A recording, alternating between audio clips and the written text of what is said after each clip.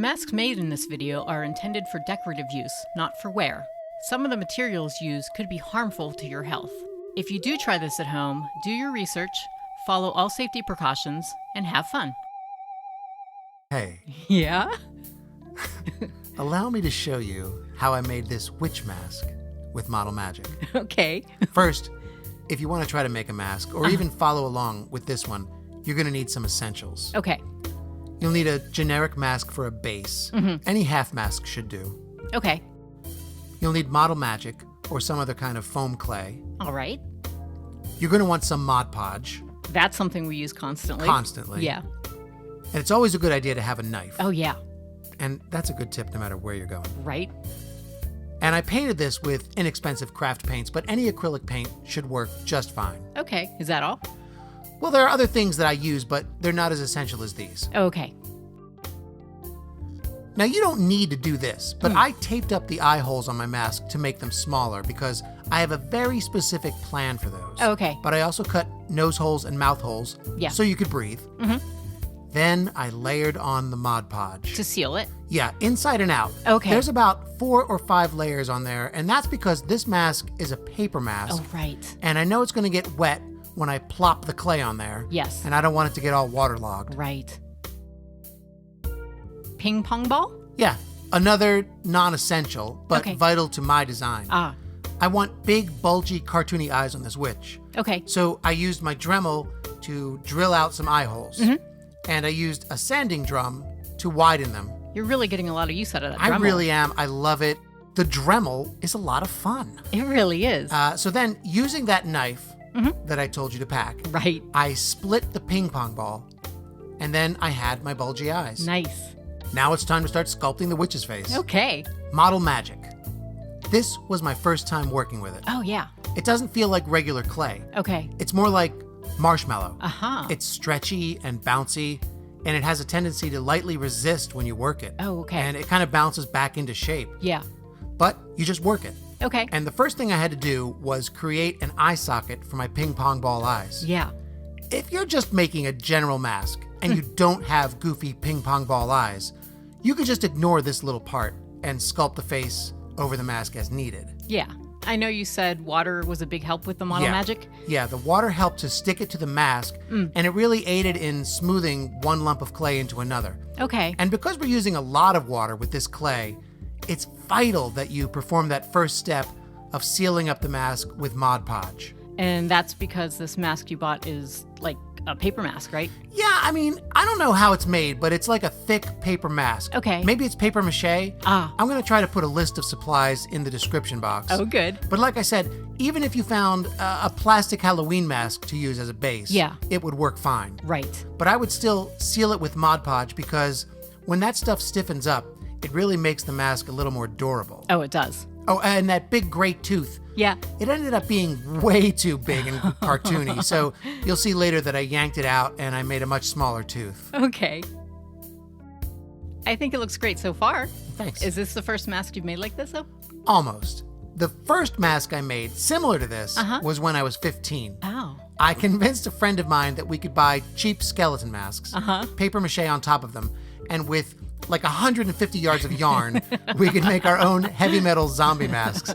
We were idiots, but it actually worked. He doesn't look bad for Right? 2 idiots making them by Right? hand. Like, can you imagine, though, 2 strangers, adult-sized strangers, coming to your door in the dead of night on Halloween, wearing these masks? I wouldn't even open my door. I know, but we got candy. We got lots of candy. They let you trick or treat at 15? Yeah, it was the 1800s. Things are pretty relaxed. Back to the witch. Okay. I used Plastidip yeah. to seal and prime this mask. Yes. It's kind of a soft, rubbery sealant that works well with the foam clay. Right. But you could probably also use more Mod Podge if that's all you have. Oh, yeah. So now it's all coated and primed and ready for paint. Yeah. So I started with some basic peach flesh tones. Okay. But I know that the classic cartoon witch is green. Why green, do you think? Why green, right? Was the Wizard of Oz witch was green, right? Right. Is that where it started? Well, it was very early in the color film process. Yeah. I got to tell you, I looked it up.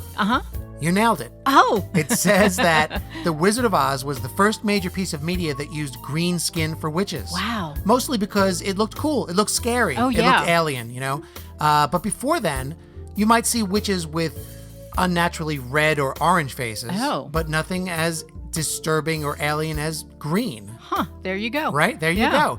The Wizard of Oz has a long reach. Yeah, it does. We're still making green witches today, 80 years later. We are, yeah. By the way, I used a chunk of natural sponge to dab on some varying shades of peach and reds and purples to give this skin a more natural look. Yeah, I like the way that looks. Me too. Yeah. I like that mottled look. Right?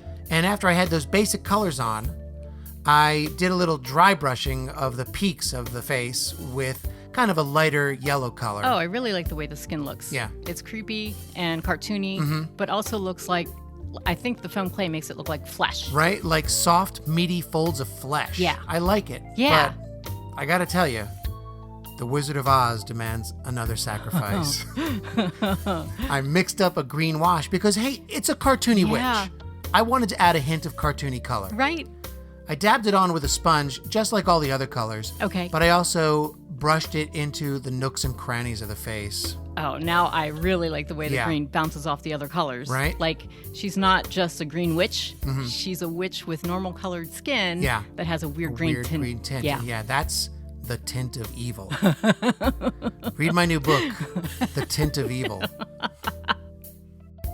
Did you seal the mask with anything? 2 things, actually. Okay. First, I sprayed it with a matte sealant to lock in the colors. Okay. And I wore a respirator because that stuff is pure poison. Oh, it is. But then I also brushed on some gloss varnish on the eyes and lips to make them look a little moist. Oh, nice. The final step in the process was grabbing one of those giant caterpillars that are all over the house this year and decapitating it with wire cutters. It's just a furry craft thingy I had lying around. Okay. I cut off some of the fur. Yeah. And with Fabri-Tac, I glued on some witchy eyebrows. And Fabri-Tac can get all stringy. It certainly Was can. it hard to work with? Yeah, I mean, this part was a bit of a mess. Okay. But I wanted a clear glue. Maybe I could have used clear tacky glue. Oh, yeah. But in the end, this worked out fine. Okay. It dried clear and the eyebrows stuck and they look nice. Oh, they do. This is a very convincing witch. Yes. But this is a mask. So we have to see how it performs as a mask. Right. A little elastic and we are ready to go. When you showed up in the woods the other day, wearing this getup, it freaked me out. I didn't make that photo shoot. I don't know who that is. I think it's an actual witch. Shut up. Don't try to freak me out. You looked very creepy in this outfit. Oh, yeah. And I think the witch mask, I think it's a success. Oh, yeah, it is. I want to make more masks. Me too.